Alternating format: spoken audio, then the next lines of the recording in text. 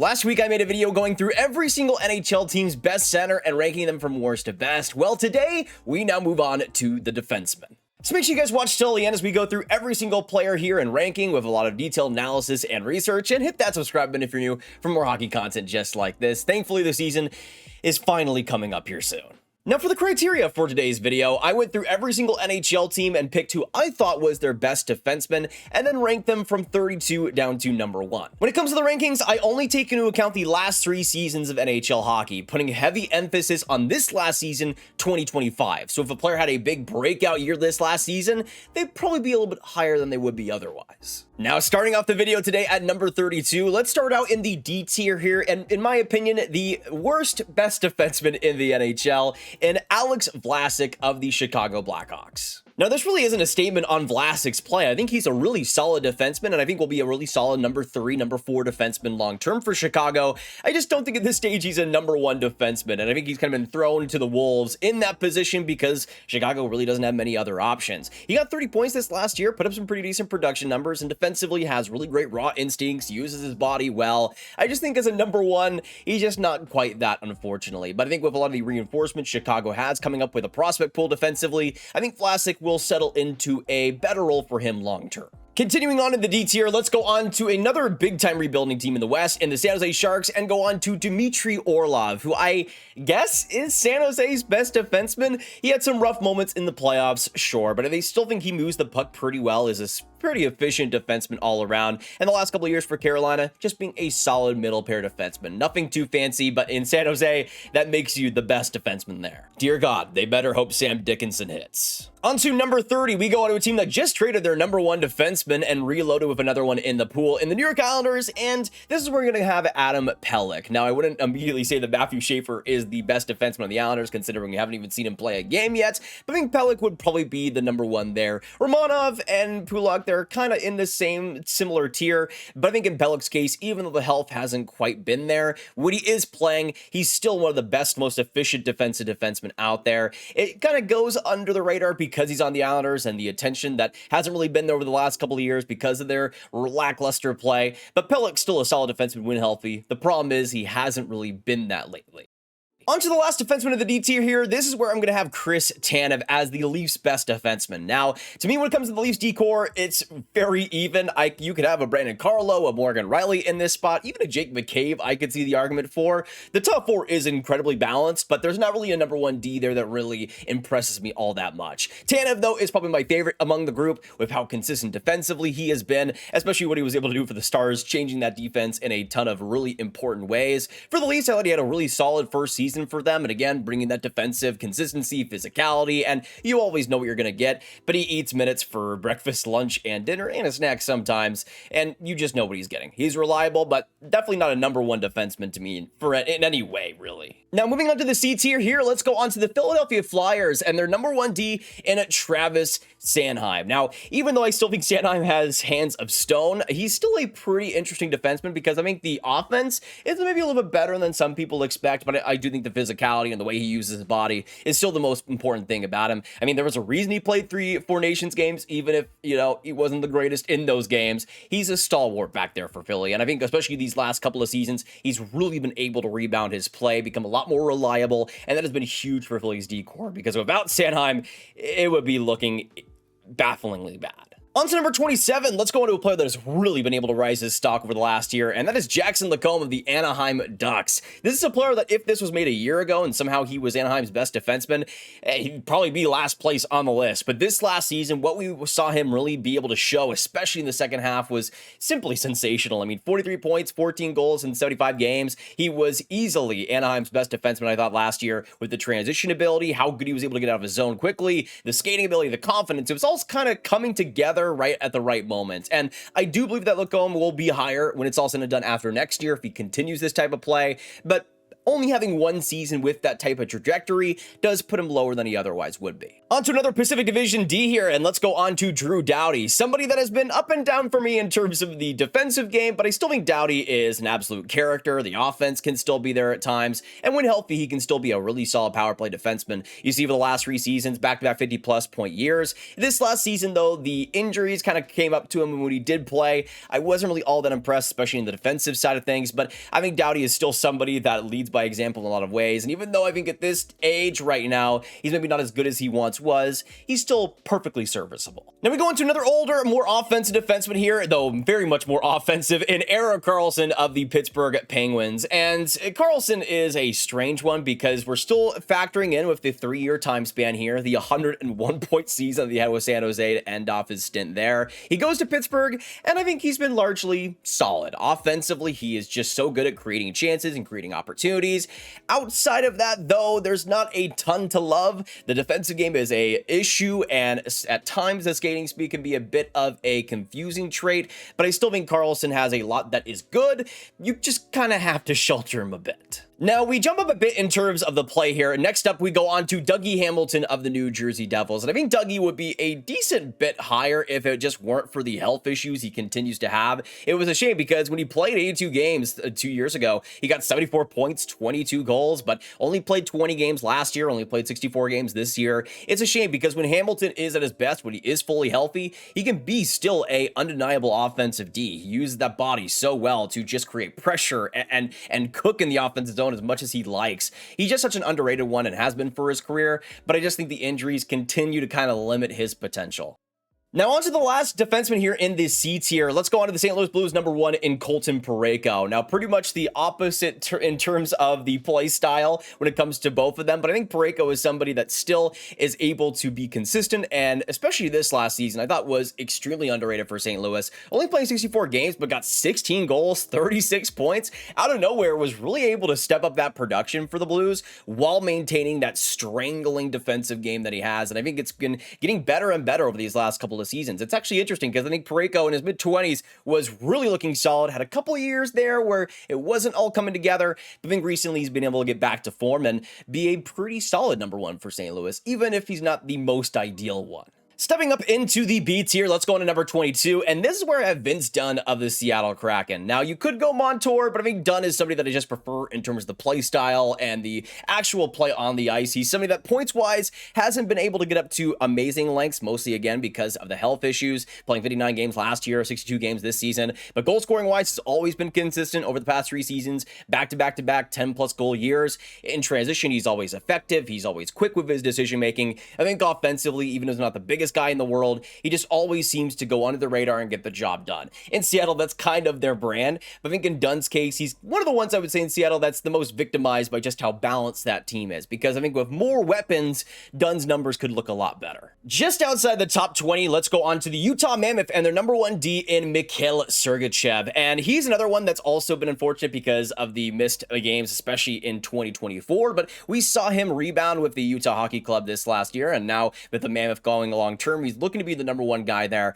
But I think in Sergachev's case, he's somebody that I think has always kind of been a good producer, has had some wonky moments in terms of defensive play, but always seems to rack up points and always seems to just take up so many critical minutes. And for Utah, he was instrumental for that defense, especially with how many injuries they had last year. Sergachev was kind of one of the only consistent factors for them, which was really badly needed. I still think there's more to Sergachev's game that hasn't quite been tapped into yet, but as Utah grows, hopefully Sergachev will too. Now getting us started with the top 20 here, let's go on to another player that I think is going to be quite a bit higher in a couple of years' time, and that is Brock Faber of the Minnesota Wild. I think Faber at this stage is in a similar position to the first couple of years of Moritz Seider, where he was fantastic in his first rookie season. Faber didn't win the Calder, but was pretty good as a runner-up, and afterwards he's just trying to find his game while his team around him defensively is a bit of an inconsistent mess. I think in Minnesota's case, the structure there is absolutely sound, but I think in Faber's case, the weapons, he hasn't had really much to work with yet,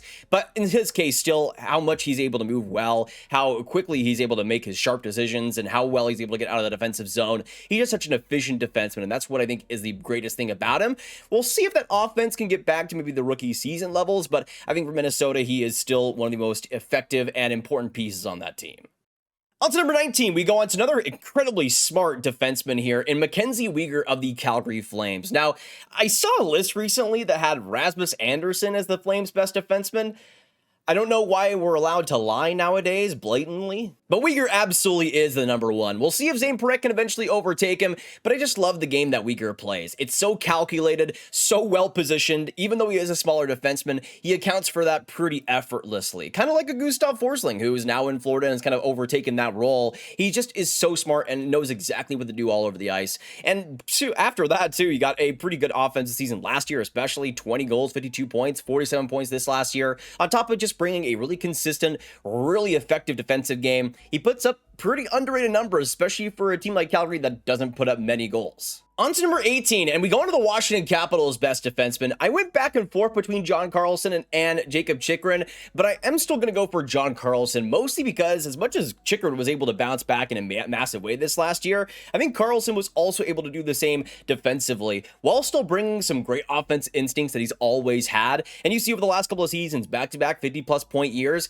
I think the biggest thing, though, of Carlson this last season was just seeing how much more effort he was putting in defensively, how much more he was buying into that system completely, and I think it really was able to change his game, especially at 35 years old. That's pretty impressive to see. On to number 17, and the last player here in the B tier, we go on to Shea Theodore of the Vegas Golden Knights. Another player that, again, I just want to see be a little bit healthier in the last 3 seasons. We haven't quite seen that. The most games he played was this last season, getting 57 points in 67 games. This is another player, though, that when he is on, when he's able to feel comfortable and actually get the opportunity, he can be a really important top pair defenseman. I think has the potential to be a number one. It's just the health kind of holds him back from being that true guy that you could always depend upon. But I think Theodore especially has been somebody that has been able to really showcase what that offense is made of year after year. But I think always just fits well as one of the best passers on that team in Vegas and a critical part of their offense pretty much every single season. Now, moving on to the B plus tier, and this is kind of the selection for players that just missed the A tier, but I just want to give a little bit of extra credit.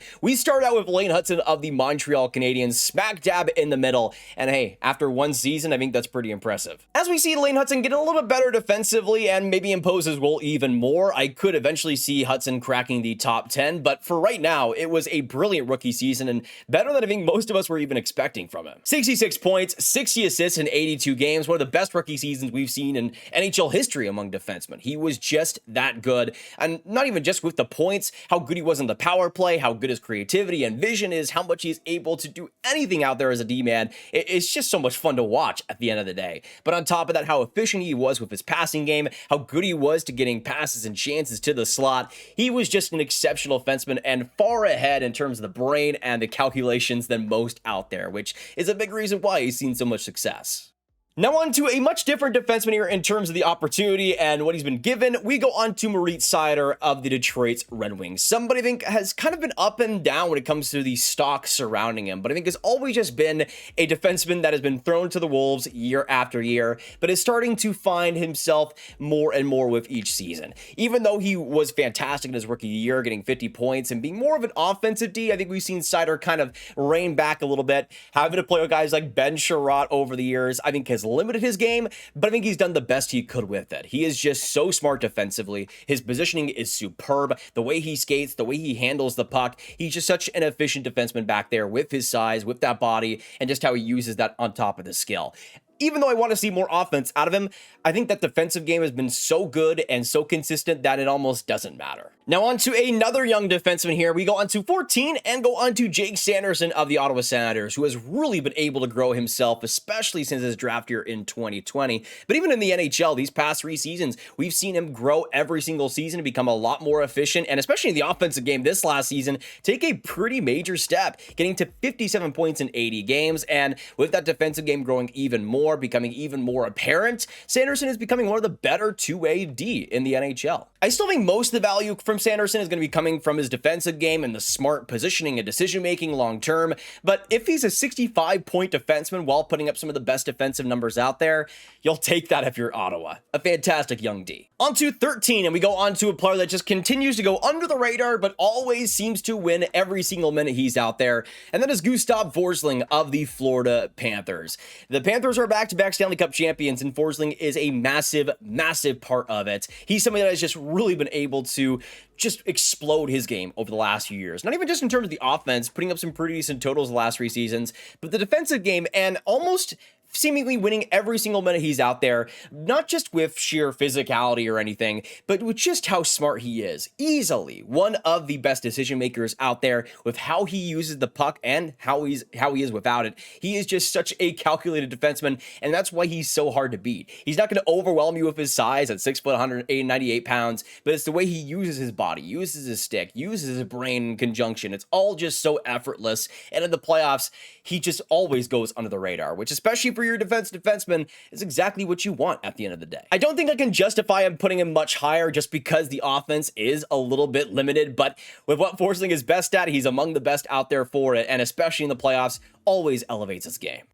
On to the last player inside the B+ tier, let's go on to Charlie McAvoy of the Boston Bruins. This is a shame because in terms of pure talent and potential, he's absolutely a top 8, maybe even top 5 player, especially when we were going from 2022, 2023, where he was on that type of trajectory. The last 2 seasons, I would say, have kind of been a bit of a hit or miss at times. The consistency just hasn't quite been there. He put up decent offensive numbers in 2024, but I think the defensive game started to slip a bit, and this last season was just a horrible situation for him with the injuries he faced, especially at the Four Nations and how much that affected his year.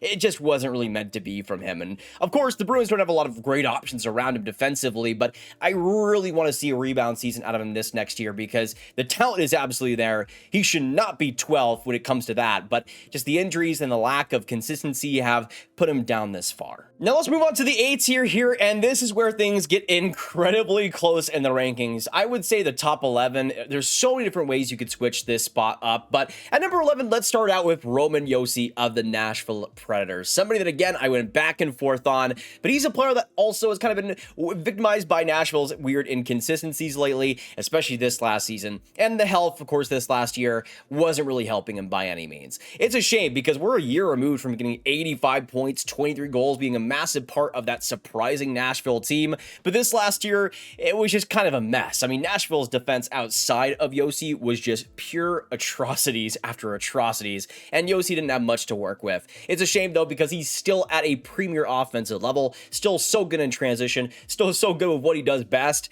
but I think hasn't been really getting the opportunity to show it lately, and it's a shame because at 35 years old, he's still really good at what he does. On to the top 10, though, and let's go on to another offensive D here in Evan Bouchard of the Edmonton Oilers. Now, this is easily the most contentious player on this list, and I kind of fall in the middle between the haters and the absolute lovers. I think in Bouchard's case, he has pretty glaring problems with the way he handles things defensively at times, and those glaring issues are glaring. When he makes a mistake, you know about it, and you see it on Twitter 15,000 times every single night. But what Bouchard is best at, how good he is goal-scoring-wise, how good he is in the power play, how good of a connector he is, and just how good he is in the playoffs especially, that still rises him into my top 10. Even though the glaring issues are there, still, he's able to work with the Edmonton's best players exceptionally well, and that's why he is such a good player. Even though I think he goes a little bit overrated and underrated at the same time, I think, again, I kind of come in the middle and have him as a number 10 defenseman here.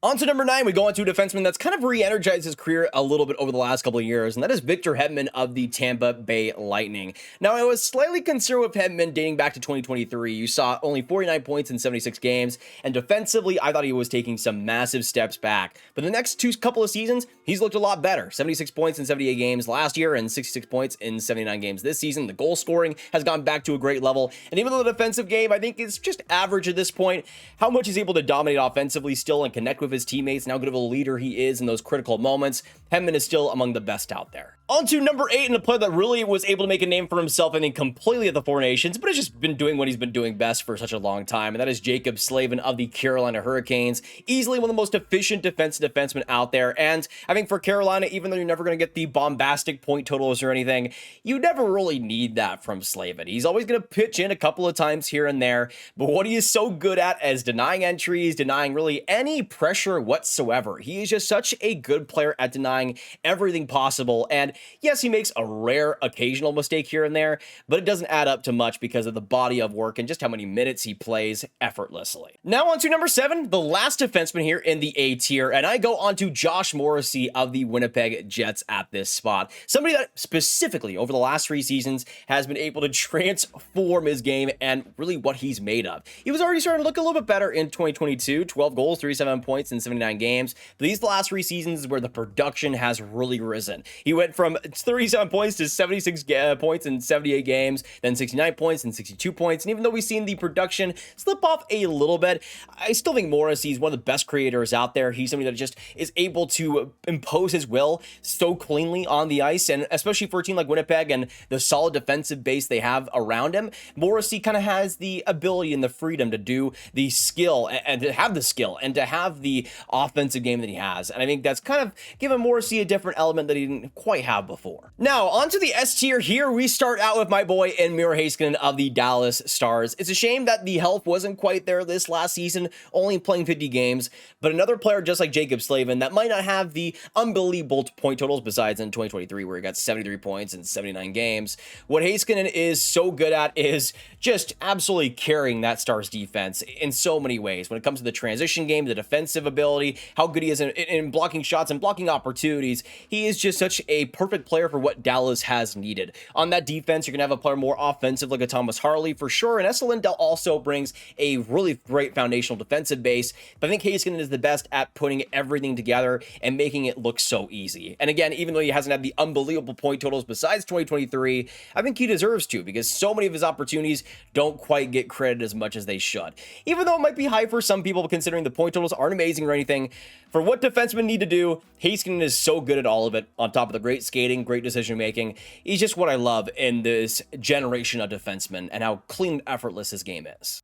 Getting started with the top 5, though, we go on to a player that I think has kind of gotten a little bit disrespected in terms of the defensive rankings out there, and that is Rasmus Dahlin of the Buffalo Sabres. Somebody that I think just continues to put up massive season after massive season, especially these last 3 years, where he first started out getting 73 points in 78 games in 2023, then 59 points, 20 goals the next season. This last season, though, 68 points in 73 games. But I think the biggest thing in Dahlin's case is just how much he's been able to improve that defensive game, getting a lot quieter defensively, and I think that's actually been a good thing for him, really being able to apply himself a lot more efficiently, though. And with that great body, with the great skating, with the great heads-up ability he has, the defensive game was always there. It was just kind of showing a little bit more often. And I think in Buffalo's case, they've desperately needed that. And it's a shame, because if Buffalo was a playoff team, I think Dahlin would be getting a lot more credit. But he's somebody that has been trying to carry that team. Just, it's Buffalo at the end of the day, and there's only so much Dahlin can do. Now moving on to number 4, and in my opinion, the most misunderstood defenseman on this list by far, and that is Adam Fox of the New York Rangers.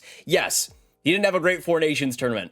That was 4 games, and I don't really care at the end of the day, because I still thought he had a great season for New York, even if the results weren't quite there. And he's never going to be somebody that puts up Cale Makar type of numbers. But again, if we're talking about smarts, if we're talking about consistency, there's few players that are still as good as Adam Fox. And yes, this season might not have been as good, but I still think Fox is a premier defenseman out there. And the tools and the skill set and how much he's able to apply that consistently is just incredible. Even this last year, I still don't think it was a down year by any means. Again, I just think it was the Four Nations tournament kind of giving him a bad reputation that wasn't quite deserved when we actually look at the NHL games he plays. But we do go on to an American defenseman that I think has just barely been able to leap over him, and that is Zach Werenski of the Columbus Blue Jackets. Coming into the top 3, this is somebody that I think has just been able to transform his game, and thankfully this last year actually have a very healthy season, which, my goodness, we've been waiting for it. I'm sad that he only played 81 games, but in those 81 games, he was terrific. I think especially like 70-80% of the way through the season, I think he would have been my Norris Trophy vote. I think Cale Makar eventually overtook him just barely, but I thought Werenski was just an undeniable player for Columbus this year. Every single shift, leading by example, and just trying to carry that team to the playoffs. Even though it didn't happen, unfortunately, I still think the future for Werenski is insanely bright. The only thing really holding him back is an unhealthy 2023 where he only played 13 games. Was good in those games for sure, but I think in his case, the biggest thing again is focusing on that health, because if he's able to string together some healthy seasons here, he's undeniably one of the best defensemen out there. And now we move on to the top two, ladies and gentlemen. The debate between Quinn Hughes and Cale Makar, a debate as old as time. And this is one that I also kind of go back and forth on. I think halfway through this last season, Quinn Hughes might have been my number one, but unfortunately, I think he just comes in at the second place spot. This is a shame because I love Quinn Hughes. I think he's probably my favorite to watch in the league. He's somebody that just, when he is on his game, it is just prolific. I mean, what he's been able to do with Vancouver, especially these last couple of years, as they've had some disappointing seasons, is insane. 92 points in 82 games for them last year, 10 points in 13 playoff games. This year, when they were down to the dumps, he still got 76 points in 68 games. When he had that injury, though, it was a brutal blow to his play for his Norris Trophy voting, just because he was out for such a long time. And when he did come back, he wasn't quite the same that we saw before, which was a sad thing. But I still think Quinn Hughes, when he is at his best, has an argument for number one. I just think there's maybe one player out there that's a little bit more consistent in that. And that is, coming in at the number one spot, Cale Makar of the Colorado Avalanche. I don't think there's a huge gap or tier between these two players, but I do think Quinn Hughes has really narrowed that race over the past few seasons. Still though, Cale Makar is a wonderful player, has I think the most talent out of any defenseman out there, with his deking ability, with how much confidence he has on the ice, especially in the goal scoring department. I mean, 30 goals this last season, 92 points, just silly production there. I have my problems sometimes when it comes to Makar's defensive game, but he has the puck so often and is always so effortless in transition, getting it up the ice and getting it quickly, that defensive game rarely even is put to the test. Makar is just so good at controlling the game, and he'll continue to do that year after year as long as he's healthy. But those are my worst to best defenseman rankings in the NHL today. Thank you guys so much for tuning in. If you enjoyed and want to support the channel, you can hit that like button, hit that subscribe button, hit the notification bell. There's like a new feature too that's like the hype button too, if by the comments. I don't know if you guys want to hit that. If you guys want to, that's cool, I guess. I don't know what YouTube's doing, but that also I think helps the channel, I think. Anyways, if you want to comment down below as well on your thoughts on my rankings, please go ahead and let me know for your team. Did I get the best defenseman pick right? Do you think they should be higher, lower? Let me know your thoughts down below. And if you guys want to watch some more videos, you can click on this card for all of my rankings content right in one playlist. I will see you guys in the next one though, and make sure you guys have a fantastic summer hockey day, and goodbye.